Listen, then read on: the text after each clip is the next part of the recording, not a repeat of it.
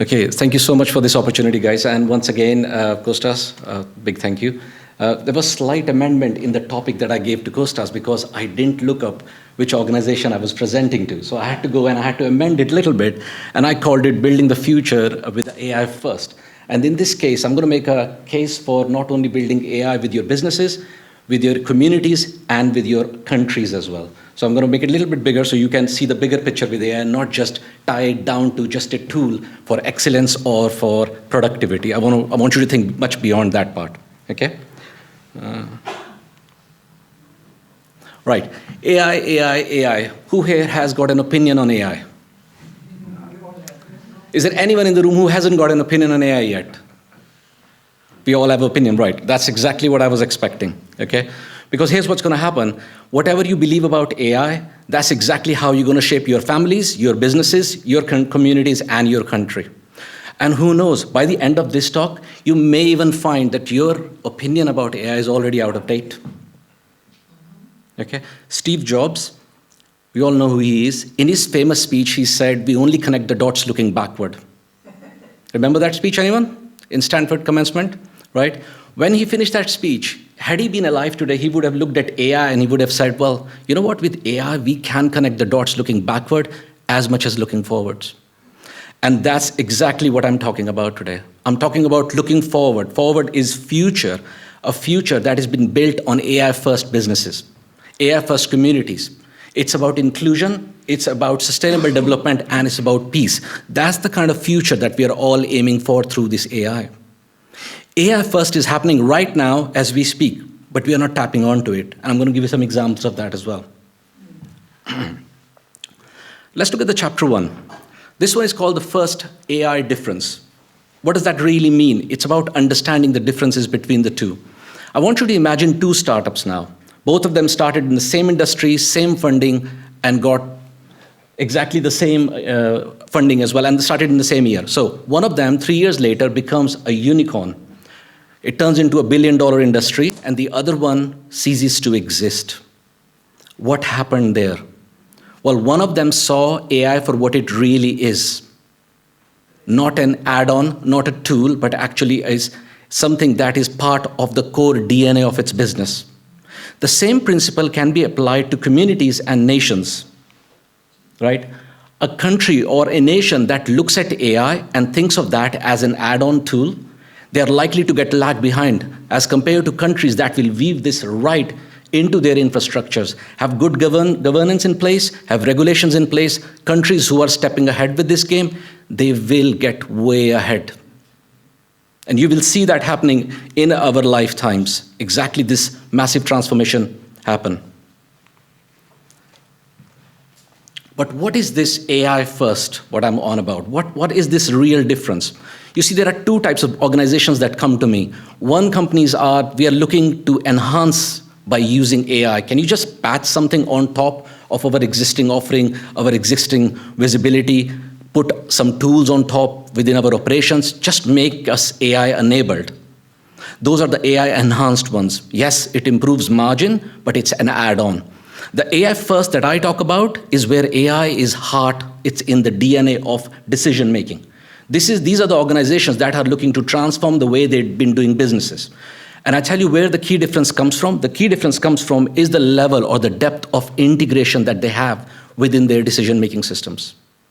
I have organizations in the US right now, we have 8 different modules happening with them because they're transforming everything through AI. They're not just adding a little patch on or using ChatGPT to think, oh, I'm doing AI. It's far beyond what we are comprehending right now. This one thing, this one depth of difference that I'm talking about, this will result in the biggest wealth transfer that we humans will see in our history. Most companies who will go for AI enhancements will lose money to companies that will come in the same markets, becoming AI first in those markets. Do you want to see the examples of that? Here we go. OpenAI. They didn't add AI, it is AI. And I don't need to tell you how much it's worth.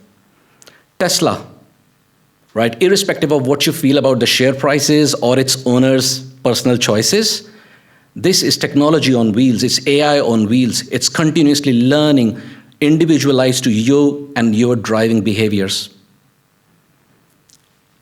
Alibaba City Brain. It leverages AI to literally look at how you can completely remove traffic jams by cars communicating with one another. Think about the emissions, think about all of that things gone, right? And TikTok as a platform. It leverages AI. In fact, the AI used in TikTok knows you better than your own family members. The super personalization effect of that, they get you much better than any human got you. This is why you spend so much time on these addictive platforms, because humans like to be heard and understood. You see how the need of psychology, how it's tapping onto technology there? AI is exactly about that. It's not about machines, it's about humans. It's about how we think, how we operate. Most of us will literally miss out and sleep through this revolution taking place. In fact, just like internet came out, remember, you can't think about a time right now when you can go back pre-internet, can you? Same's going to happen in a few years. We will not be having these conversations about what's this AI, what I've got fears and all these apprehensions. They will be long gone. Because AI is artificial intelligence. Artificial because it's human-made. Intelligence because it has the cognitive ability to think just like human, as much as possible. But it will become smarter as the time goes on. Right? So the point I'm making here is, can you see at this stage how we have kind of left the norms of efficiency, productivity? I'm already gone past that stage now. I'm talking about peace, sustainability, progress, prosperity. All of those are shared impact of what we are building right now.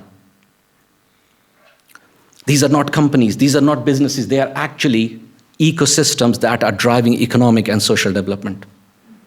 That's just some examples for you of where the wealth is being transferring while we've been in this world. Well, I didn't want to call it sleeping, but yeah. Okay, great stuff. So that brings me to the second chapter. But before I go to the second chapter, what's the one thing that stood out for you in the first chapter? Anyone? Any one thing that stood out for you? You've got to make AI as a core, as part of your, as the core of your business if you want to win, essentially, into this landscape, rather That's than right. considering it as an add-on. Spot on. So it's adapt or perish. Yes. Yeah. It's the same thing with SEO. Like in SEO, people are like, oh, I want to rank higher on Google. Well, but the companies who've been putting money on there, they're already ranking higher. So you never put efforts into there.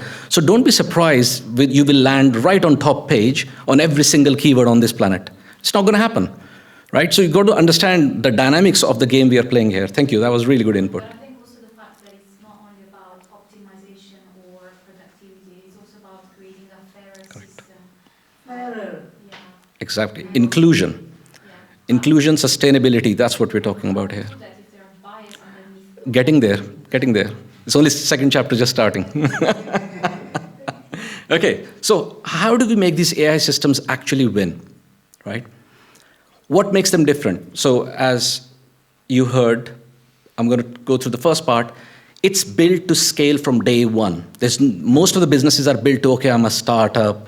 Eventually we will get the funding, we'll have enough clients, we will scale up. That's the kind of language that I come from, the kind of world I'm involved with. When it comes to AI product development, it's not about, startup. It's literally about how does this scale up right from day one. Stability AI, if you haven't leveraged it, it creates designs faster than your designer can design that will take them months to come up with ideas. It can design faster. It's scaled. Straight away, you've gone into massive. So there's no such thing as a startup. It's born digital, born global. They will go straight into scaling from day one if you get the AI systems right. The second part is they are proactive in making decisions, right? Now, can AI make decisions of my behalf? Yes, of course it can. Amazon warehouses are placing orders before the orders run out of stock. The orders are purchased because it's been scanning what stuff is running out.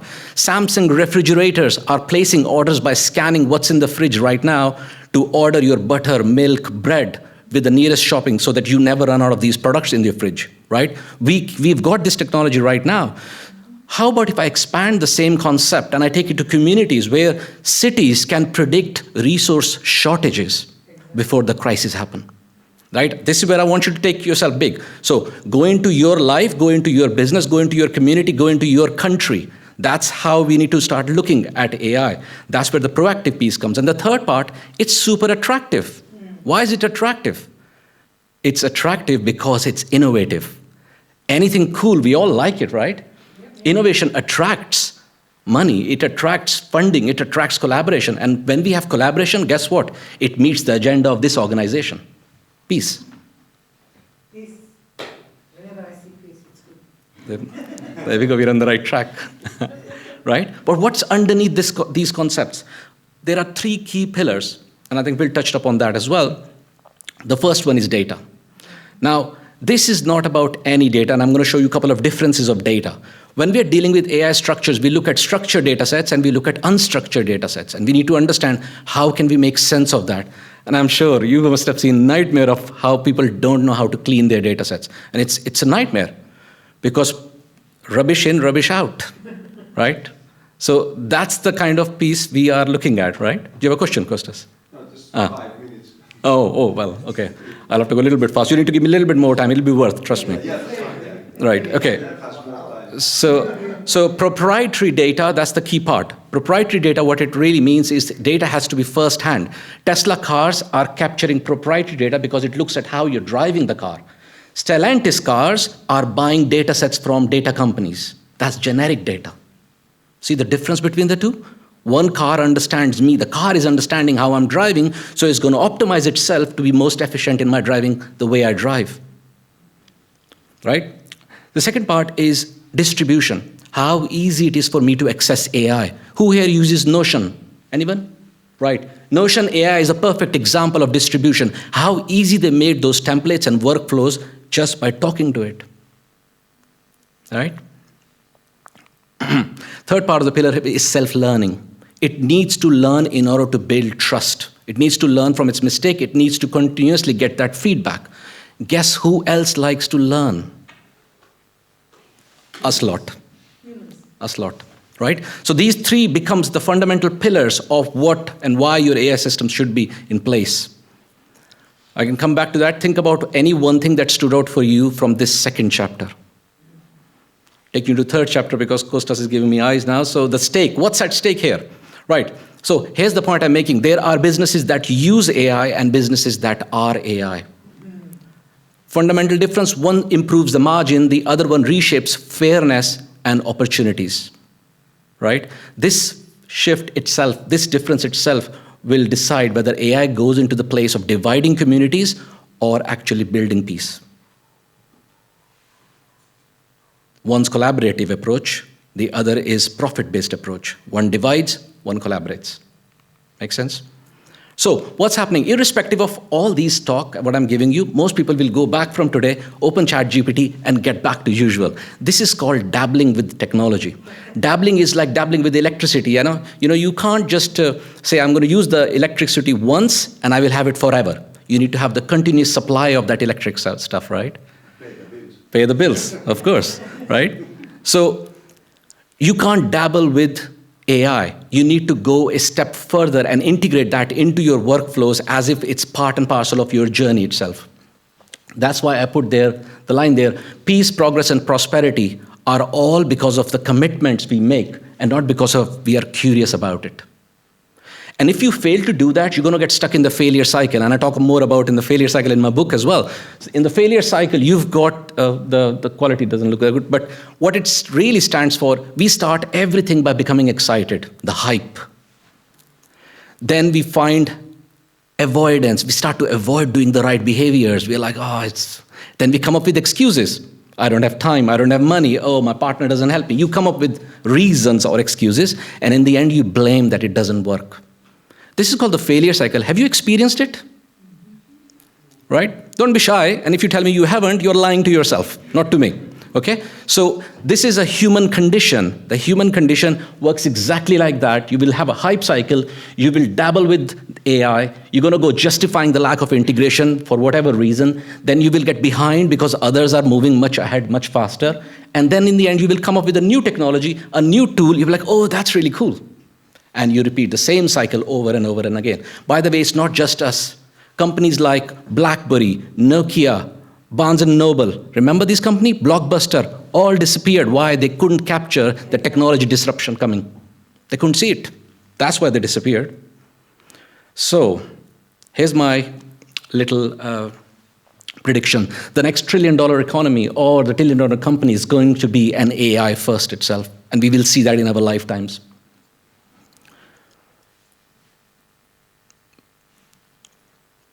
Because peace is not just built on slogans. It's actually built on stability, inclusion, and the opportunities. And that's exactly what AI-first opportunities are offering us. If we miss this part, you're going to miss the whole thing. But for leaders out there, you need to ask yourself these questions. Is AI truly the part of my game here?